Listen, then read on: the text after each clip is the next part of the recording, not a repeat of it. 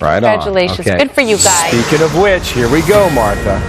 On the floor of the Senate, 9:42, but it's high noon now for lawmakers set to vote on a measure that would fund the government. What happens to the House proposal to remove all that money for Obamacare? New Hampshire Senator Kelly Ayotte, Republican, member of the Senate Budget Committee and Armed Services Committee. Senator, good morning to you, and thank you for coming Good morning, back Bill. to our prayer. You've got a long day. You've got a Yes. long weekend, but you knew that. You've been here before. What about Absolutely. this whole idea about defunding Obamacare? Is that dead? Well, I would say so. I mean, here's the issue. First of all, as Republicans, we all support defunding Obamacare. But the issue today is, do we shut down the government to do so? And I think that gives more leverage to the Democrats, because then it becomes about shutting down the government instead of the real issue, which is a law that the American people are overwhelmingly against. And then you ask the question, what happens in the House? And that's what I've always asked from the beginning about this strategy. How does this end, Bill? And it's not clear right now, but I know one thing. We certainly don't want to shut down the government. We want to make sure that we can continue to fight this fight against Obamacare. Well, let's break that down one at a time. Who in the Republican Party favors a government shutdown? Anyone? Well, I would say this, Bill, that if you, what some have been asking us to do is to say, not to end debate today, to say no to the motion that we're going to vote on first this morning that takes 60 votes. If we say no to that, then essentially on cloture to end debate, then the bill's done. And right there, potentially, unless something else happens, the government could shut down. But the reason I asked that question is because Harry Reid and the president say Republicans want to shut the government down. Do they? Yeah. Do you? I don't think Who does? I don't. Give me a name. I absolutely don't. I do not, and I don't think it's the right strategy. But in order to make sure it doesn't happen, then the bill that the House has sent over we have to go to that bill, take it up, make a decision on it, and then go from there. So if we don't take it up and we fail to do that today, then we're in that place where I don't think we should be of shutting down the government. Now come back to the other question you raised there earlier about the House. What does happen then? I mean, give us, I guess, in plain English, what we can expect here and what our viewers can expect. Well, I think what happens is the bill gets sent back over from the Senate, that the Senate Democrats take out the defunding of Obamacare. In other words, they put the money back in for Obamacare. It goes back to the House, and then the House has to act. So the question is, what does the House do?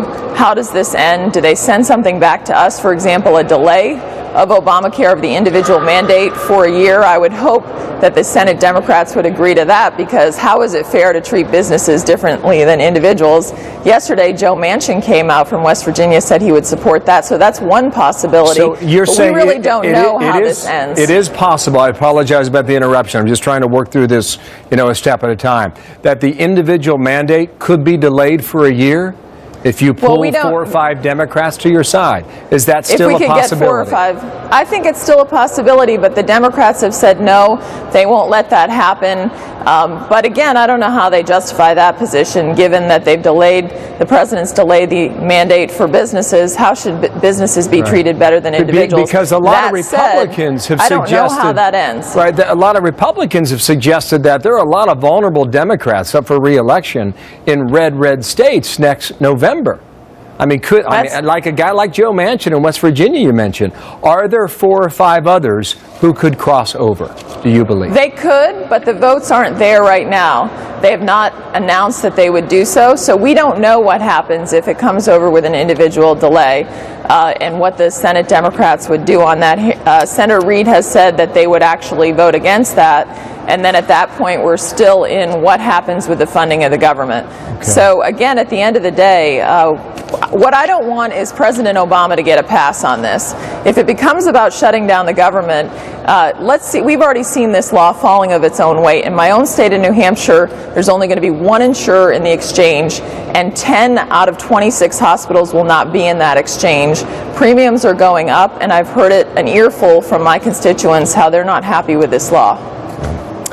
Our debt clock is at $17 trillion. And this is really an extraordinary thing to watch it tick up and up and up.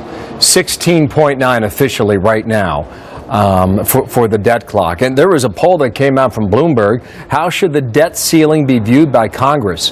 61% in that poll. 61% believe that require more spending cuts is the right way to go.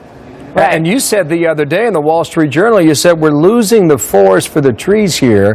There is still $17 trillion in debt. Why aren't we addressing these issues? Go. I am worried that we're losing the forest for the trees with the $17 trillion in debt. And, you know, the president has an untenable position here where he said that we can't negotiate at all over the debt ceiling. Historically, Bill, there have been 27 times approximately where some piece of legislation has been put on the debt ceiling. Many important pieces, Graham-Rudman-Hollings, other ways that we've tried to deal with the debt and really get our fiscal house in order. And the American people don't want us to extend our credit again without dealing with the underlying problem, which is, of course, the $17 trillion in debt. So that really, we don't want to lose sight of that issue because that impacts everything else. And then what are we doing to our children and our grandchildren, and never mind all of us, because we can't live with $17 trillion in debt. It's bad for the country and the strength of America. Thank you, Senator, for your time. Kelly Ayotte, the Republican from New Hampshire. Thank you.